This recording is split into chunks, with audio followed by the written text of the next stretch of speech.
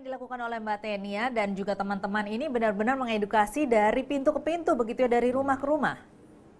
Betul, kita punya program namanya DTDE alias Door to Door Education karena kami rasa walaupun pemerintahan setempat memiliki resource gitu ya, memiliki petugas segala macam, tapi memang membutuhkan semangat lebih dan juga meyakinkan lebih bagi masyarakatnya agar cocok apa yang kita infokan dan kampanyekan cocok dengan apa yang diterapkan di daerah itu. Jangan sampai kita meminta masyarakatnya itu memilah mengurangi sampah dari sumber, tapi ketika dikumpulkan ternyata dicampur lagi atau bahkan tidak ada TPA-nya di daerah itu, karena kita tahu Indonesia punya 17.000 pulau-pulau kecil, nggak semuanya punya fasilitas pengolahan sampah, sehingga saya yakin peranan dari politik, peranan dari pejabat-pejabat yang ada di daerah pusat atau tingkat provinsi, itu yang bisa kita bantu dengan memastikan masyarakatnya sudah siap, sehingga fasilitasnya bisa cocok dengan upaya masyarakat. Iya, Begitu. PDI Perjuangan juga memang sudah lama sekali aktif juga dan juga ikut berpartisipasi secara aktif untuk menjaga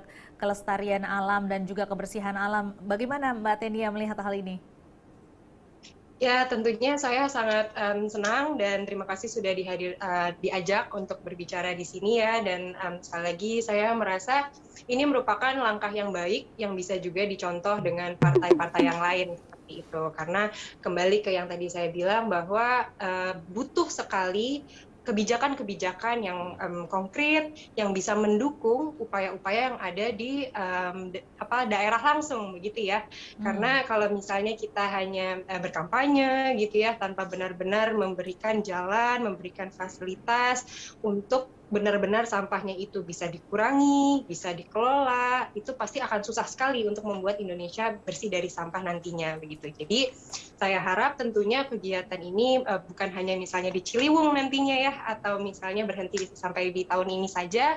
Semoga ini bisa menjadi semangat yang lebih besar lagi bagi teman-teman yang ada di daerah tadi, di sosial medianya masing-masing, dan bukti nyatanya masing-masing bahwa di kantor partainya juga bisa mengelola sampah dengan baik, baik itu dihubungkan dengan bank sampah atau misalnya didaur ulang langsung, dan juga tentunya memastikan rumah-rumah di sekitar kantor partai atau mungkin ya daerah yang dibina gitu ya atau dipejabati gitu, itu bisa benar-benar tidak membuang sampah sembarangan karena memang fasilitasnya sudah ada. Memang Mungkin tidak itu sih. salah nih ya Mbak Tenia dipilih menjadi termasuk dalam 100 wanita yang paling menginspirasi versi BBC karena memang benar-benar dari hal kecil lama-lama menjadi besar, dari yang lingkungan terdekat lama-lama bisa berdampak terhadap lingkungan yang lebih besar. Dan kalau kita kembali ke Mas Tommy, kalau Mas Tommy sendiri bagaimana aktivitasnya dan juga kegiatan-kegiatan ataupun program-program dari Green Hope sendiri ini apa?